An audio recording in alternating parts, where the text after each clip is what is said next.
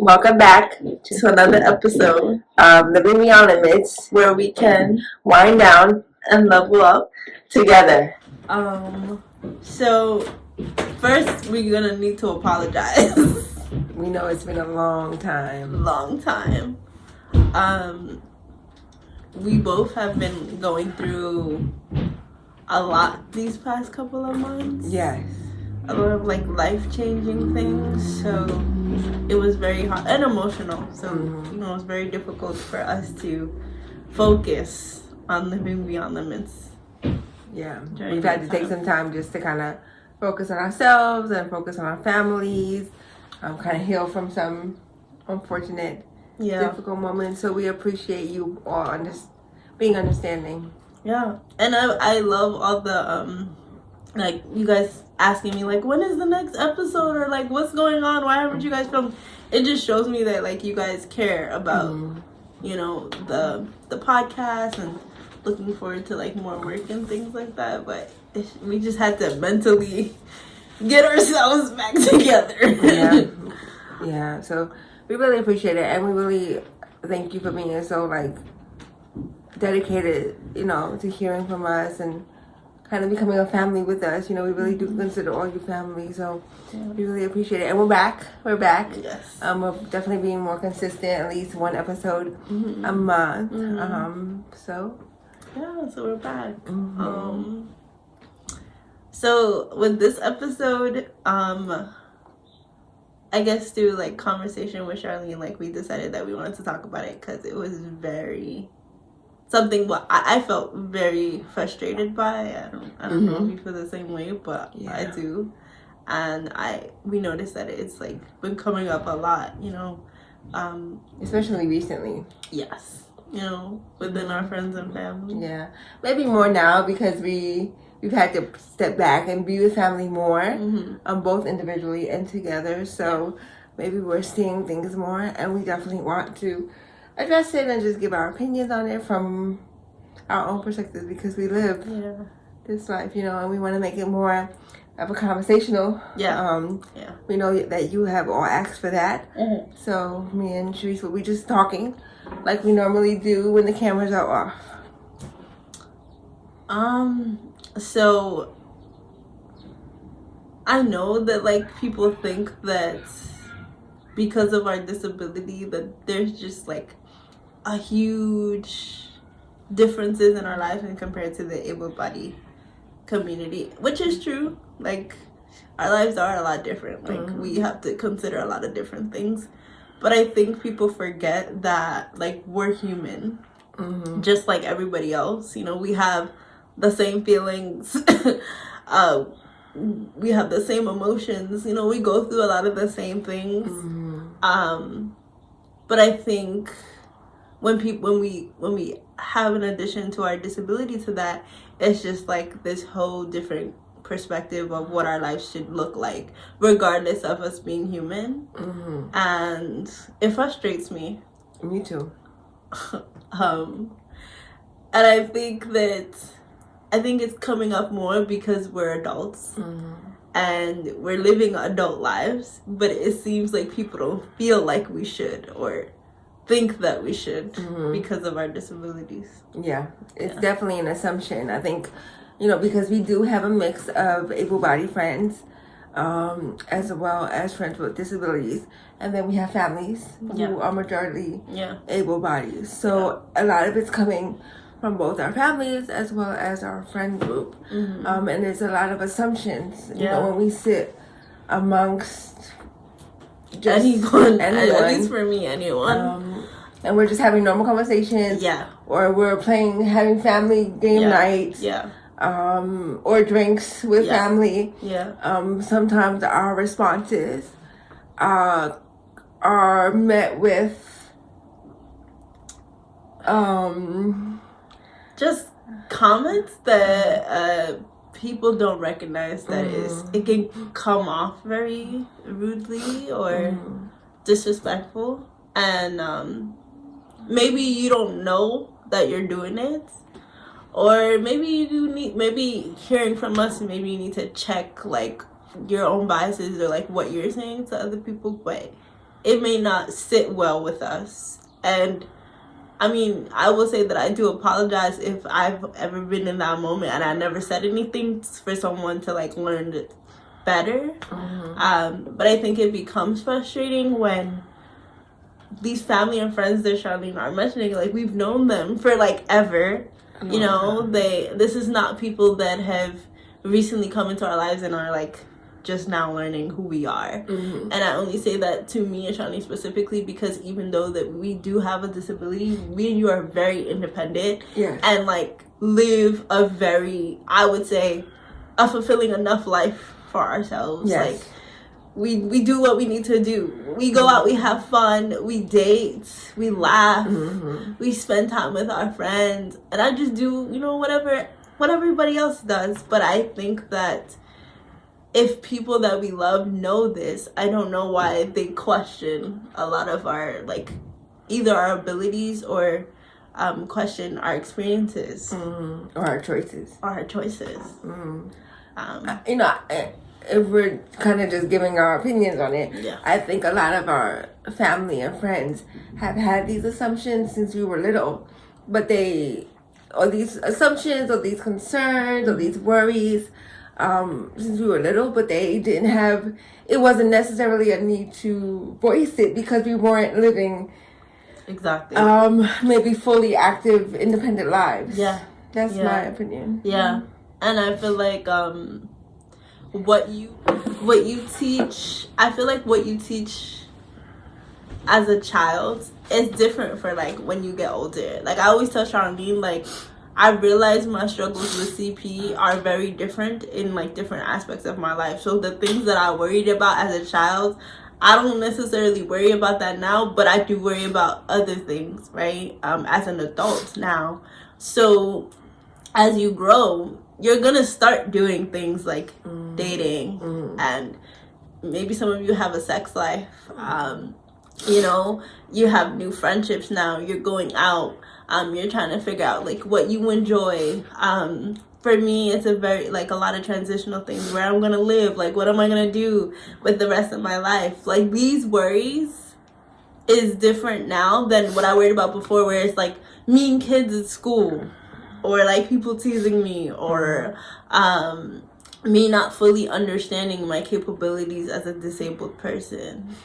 So I think that now that people are seeing us as an adult and we're living our lives, and it's like, I don't know if people are like concerned or question like if we are allowed to have some of these things. So I guess we'll go into example, because I think then that would shed a little bit more light on like what we're trying to say.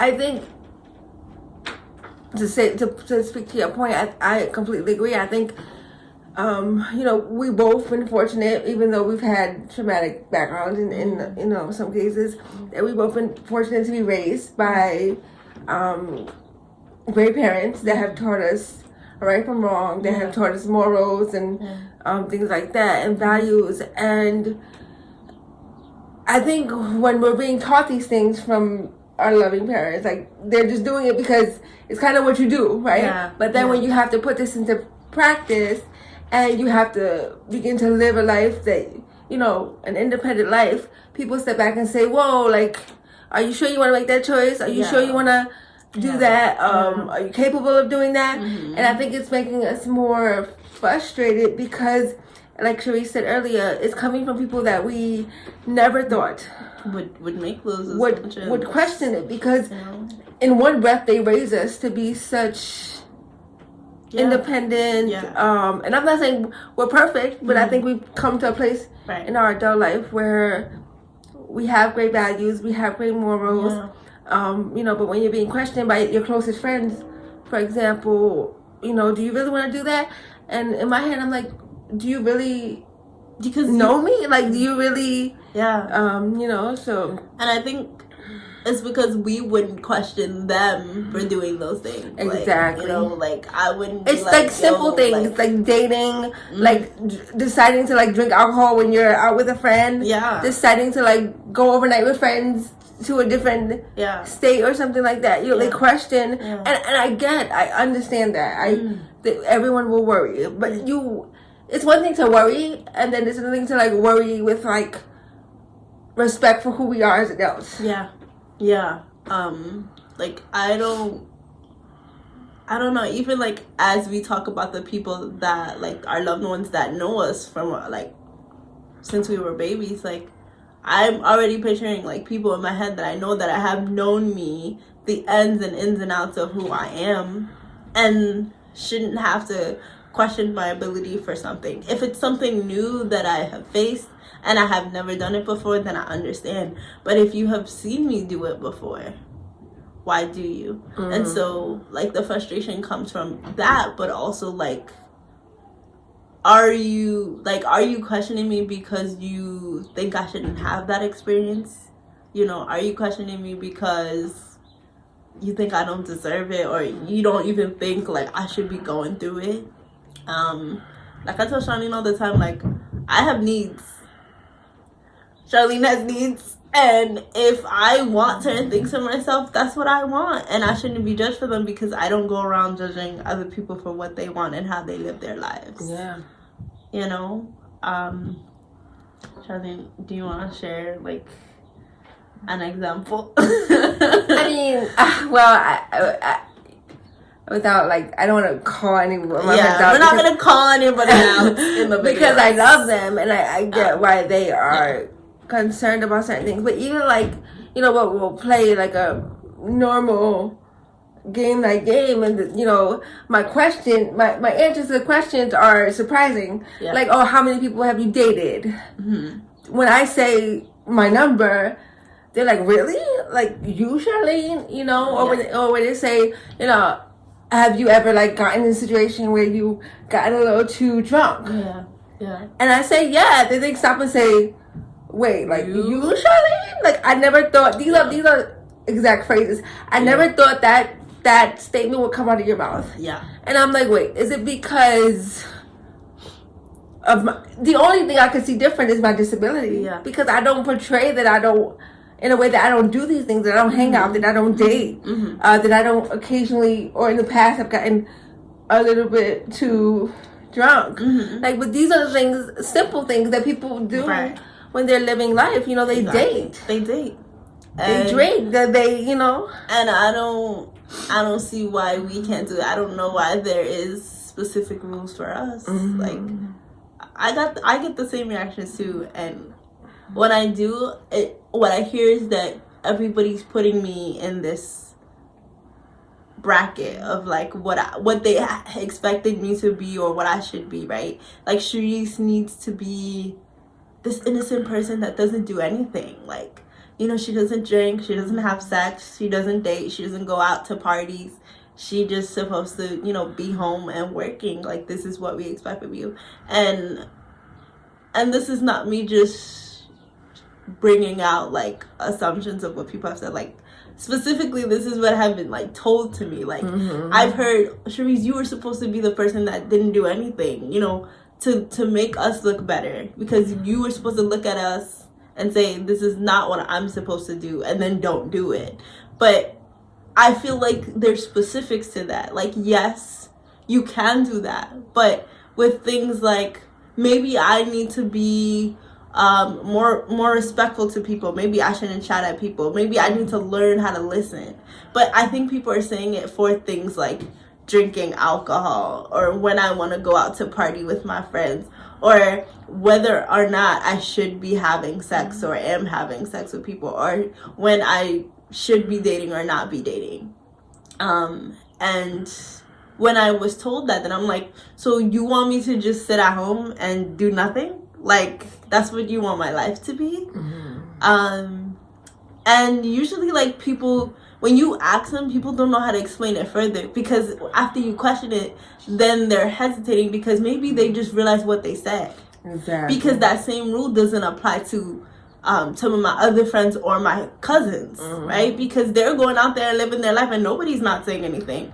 But if it's for Sharice, it's different. And I think Charlene's right. Like, I think it's different because of my disability. You wouldn't question all those things if I didn't have one. Yeah. And I think it's okay to be concerned.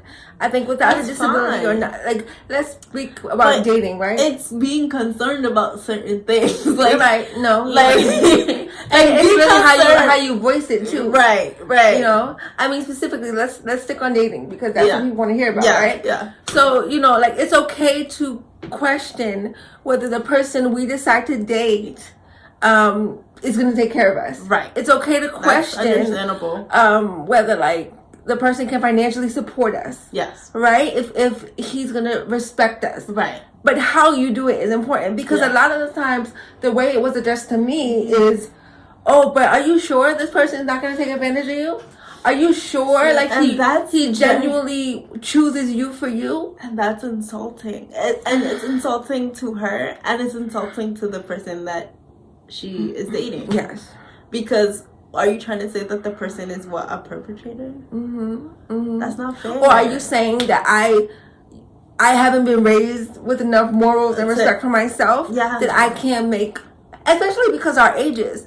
If we were 16, 15, 14, 18, right? And we're just learning to be who we are. Then I would understand. Then those conversations are understandable. But she's in her 20s. I'm in my 30s. Yeah. So you can bring that concern to me, but it should be brought in a more adult manner. Exactly. And that's what people are not doing. And that's what also frustrates me. It's like, we can't even have adult conversations. Why can't you come to me instead of making these assumptions?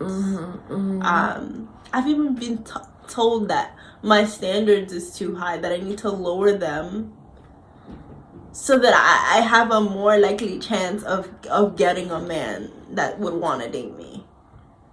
It's stuff like that. How is that not disrespectful?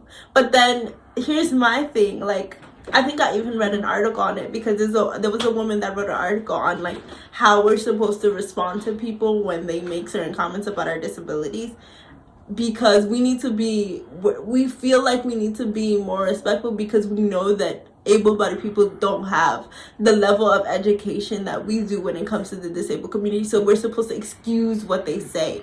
And I get it.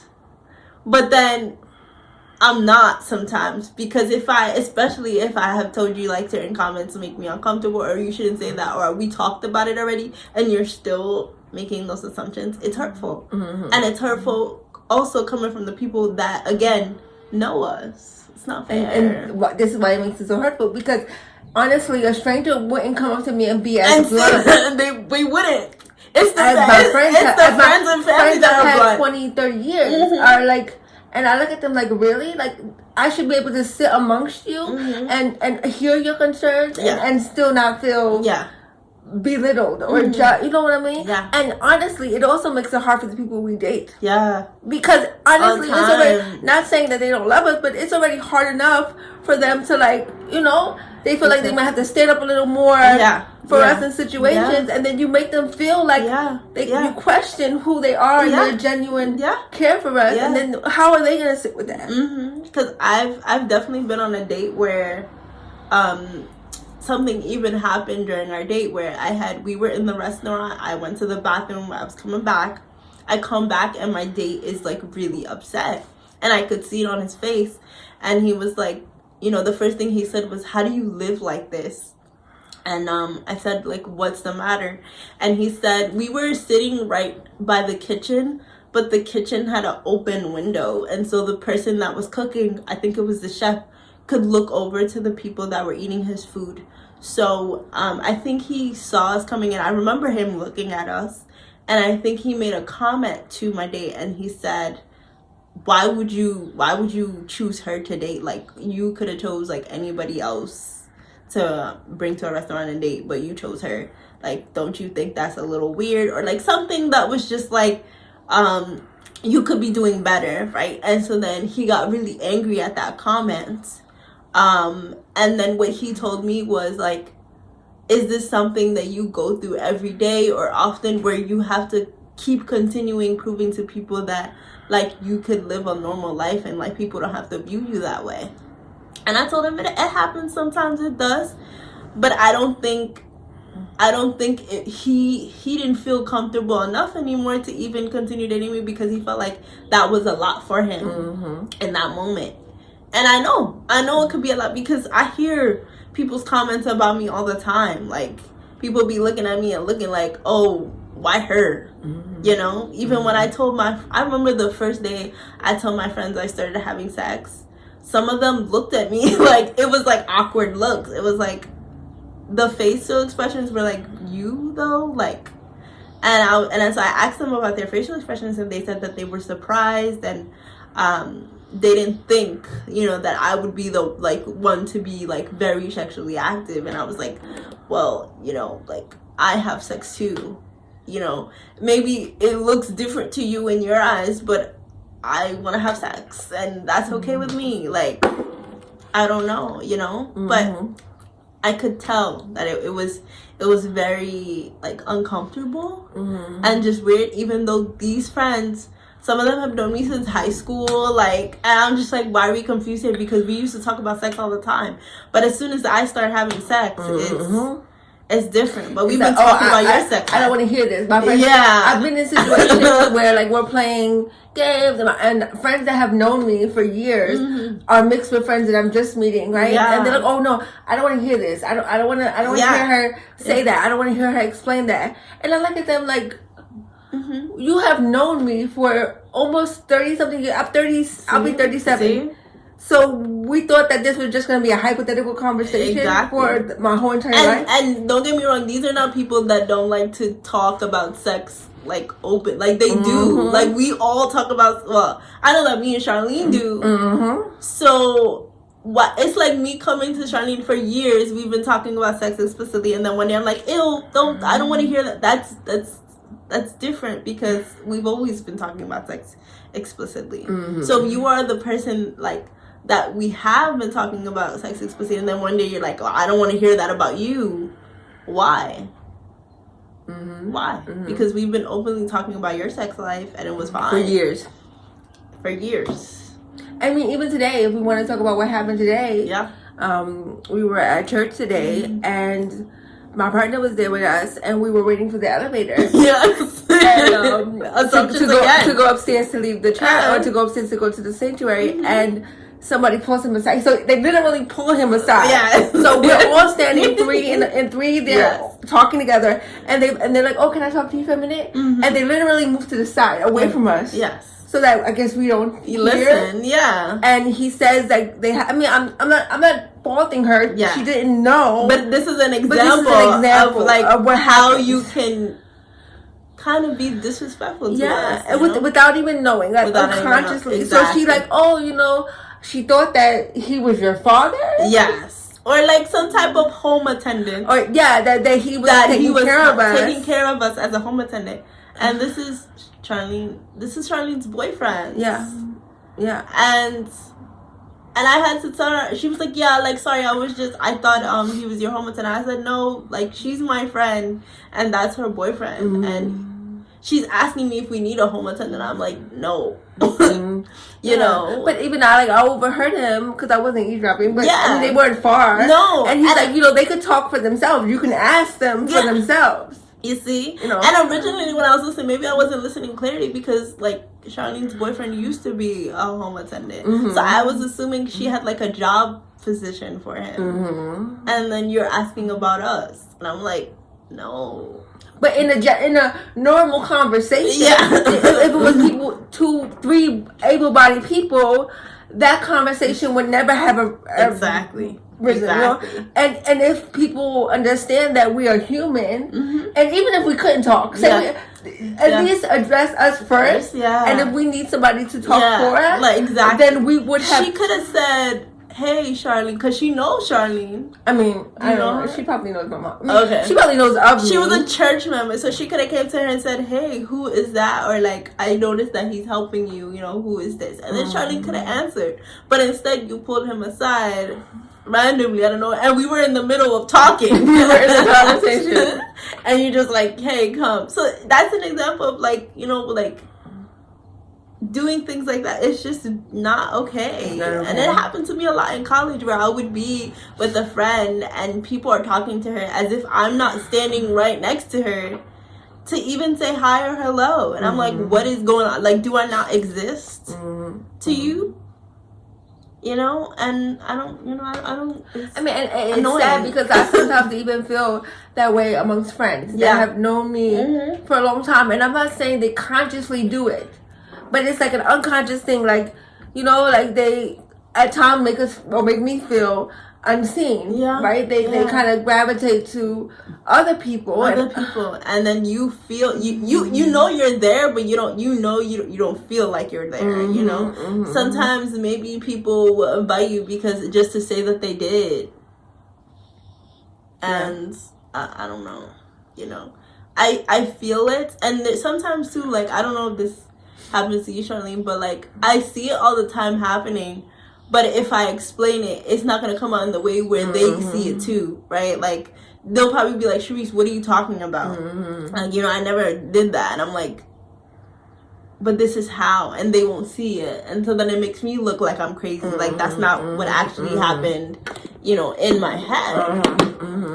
But I don't know, Charlene. Do you feel like that's what's happening? 100%. Being, like, self-aware as much as they could. If you choose to have a friend with a disability, or that you have a daughter, niece, cousin, etc., it requires a little more awareness. It really does, because you can unconsciously do something that could make us feel, what I mean, like bothered by your actions. Because sometimes I'll be like, am I a burden to this person? Like, are you embarrassed of me? Like, what is it? And I tried to have conversations with, some of my family members and friends, but I feel like if I bring it up, sometimes I feel like they'll be like, Sharice, what are you talking about? Like, we've been friends for so long. Like, this is not something that we do. But I'm like, but you did it. You did it. Like, we should address it. I mean, I would say if somebody with a disability does come to you and say, hey, so-and-so, I feel a little bothered by this, like, I would not dismiss them, because they felt that for a reason, right? They see things a little differently because of the life they live. So I would welcome that conversation. I wouldn't say, oh, but I've been your friend for 20 plus years. I don't do that, right? Because you could be doing unconsciously without you knowing. Exactly. So I would just welcome that conversation and say, okay, let me, obviously something happened that made you feel unsettled. Let's talk about it, and let's talk about it so I can learn a different way to approach a situation or a discussion, so you wouldn't feel that way. For sure. Like, I guess what the advice we can give for at the end of today's video is just to be open. If somebody comes to you who has a disability and says, hey, I feel this way, don't dismiss it. Don't say, oh no, I would never do that. Like, give them an ear and listen to them, because you care about them. You love them, and you might be doing it unconsciously, right? But we're all learning and we're growing. So just sit down with them, give them a few minutes so that you can learn a better way to approach it next time. That's it. It's okay. We don't hold it against you. No. We want you to learn more. The more you learn, the more we can kind of work together. Exactly, and that's the whole point. So that it's not repeated. Yeah, and I mean, I know we've been gone for a long time, so we want to give something away. So we have some wine glasses coming. So if you share and like the video and you comment below with the question, and I pay attention. I see who's commenting. She really does. She's much better at it than me. Who does? So if you share and you like, you subscribe, and you put a comment, we'll pick a name from those. And we'll send you a wine glass with our logo on it that you see right here with the little wind down, level up signs on it, and we'll send it to you. We'll let you know who we picked, and we'll private message you. We'll ask you for your address, and we'll send it to you. Okay. Thank you for your support. Yes, and remember to wind down and level up. Bye, guys. Bye.